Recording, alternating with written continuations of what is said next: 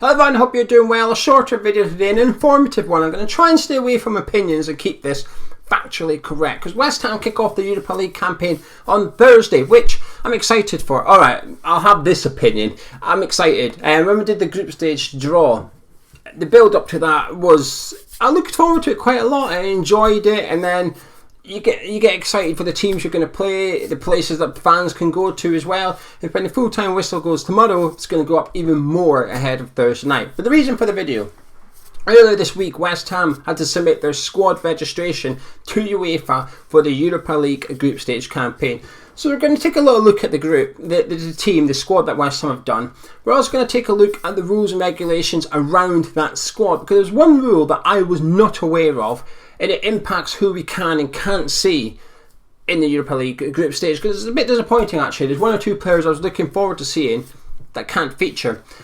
Also, there's slight implication it has on the January transfer window. Then what happens in the group stage? What happens if West Ham finish first, second, third and fourth? I'll be talking about that as well. But let's start with the easy thing, because this video can be a bit complicated, a bit tongue twisting here, a lot to take in, so you might have to watch it twice.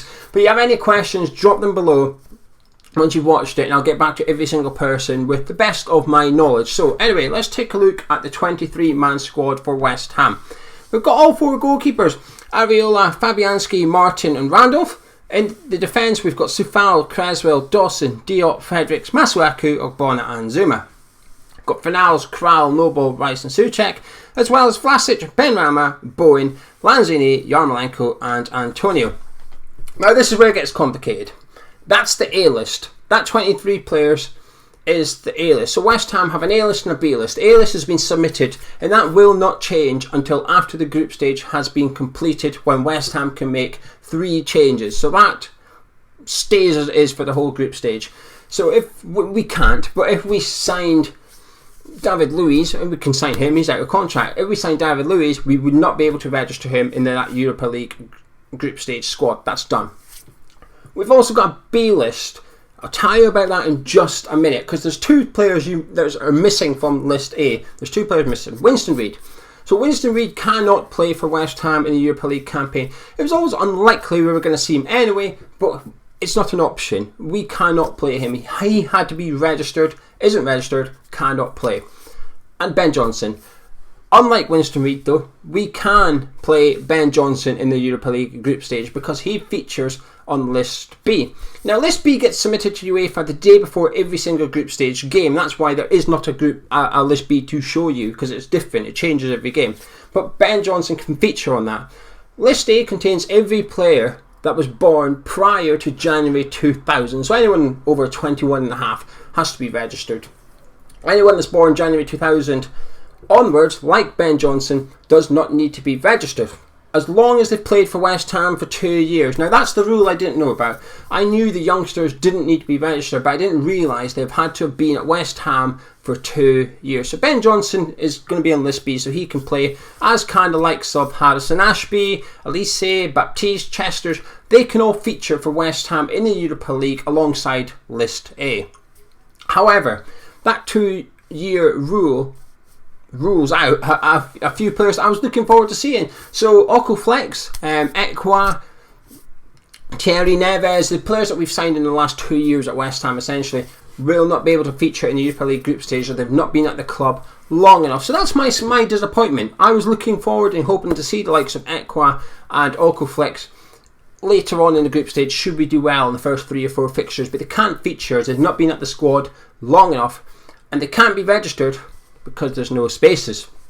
So list A, you can register up to 25 players in your squad. Now you might be thinking, hang on Gio, we've only registered 23, and there's a reason for that, because in that 25, 8 of them have to be what UEFA call homegrown. That essentially means between the ages of 15 and 21, they have to be registered with a club that is registered with English FA for 3 years. So we've got quite a few of those players. Michail Antonio, Alan Creswell, Craig Dawson, Jared Bowen, David Martin. We've got enough. We fit that requirement. However, out of those 8, 4 of them must have been registered with West Ham United.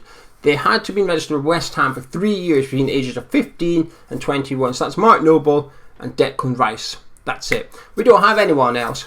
which means to make up that 4, because we've only got 2, we need 4, so that extra 2 that we're missing has to be deducted from the squad registration numbers, which means West Ham were only allowed to register 23 players. Hopefully all that makes sense. Any questions, drop them in the comments.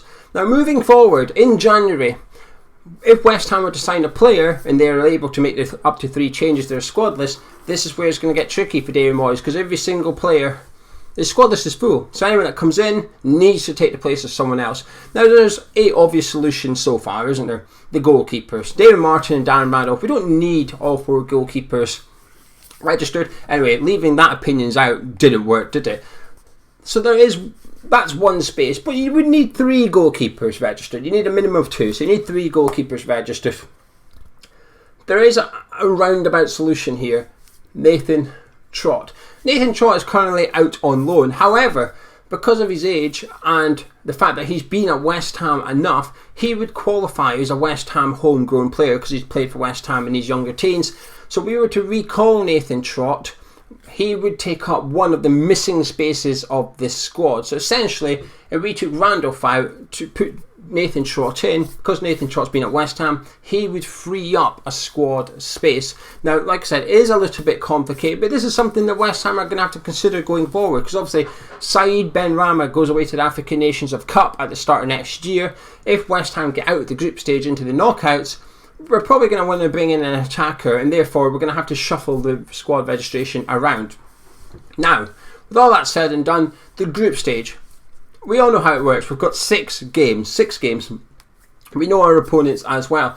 If West Ham finish top of the Europa League group, they would go through to the last 16 of the Europa League. So West Ham goes straight in to the last 16. Should West Ham finish second in their Europa League group stage, they would go through to the last 32. So they would have an additional round to play for finishing second. Your opponents in last 32 would be someone that finished third in the Champions League. So third place in the Champions League drops down in the Europa League round 32 and faces a team that finished second in the Europa League group stage. Hopefully that makes sense, because it's a way to get a little bit trickier.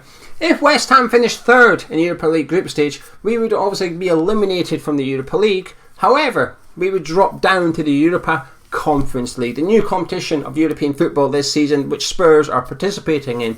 We would drop down into round the last 32 of that competition, where we would face a team that finished second in the group of the Europa Conference League. Like I said, I did warn you, there's a lot of tongue twisting here, a lot of terminology to get used to, but hopefully it all makes a little bit of sense and clears up anything. But like I said, the rule that I didn't know about was the fact that you had to have been at the club for 2 years and be young enough to go on to List B. So it's a bit disappointing that we're not going to see the likes of Okoflex and that for West Ham in the Europa League, but it's still exciting, isn't it? Right, I'm going to disappear. If you've got any questions, please drop them below. I'm going to put a link to a video in just a minute on your screen, which is a video myself and Charlie put together about a month ago, which is another informative video. It's only 3.5 minutes long, and it tells you a bit more about the Europa League as well, and the requirements and the rules and stuff like that, if you want to go watch it. Anyway, failing that, I shall see you tomorrow for the Southampton game. Drop a like on the video if you enjoyed it, subscribe if you're around here, and I'll see you Thursday night.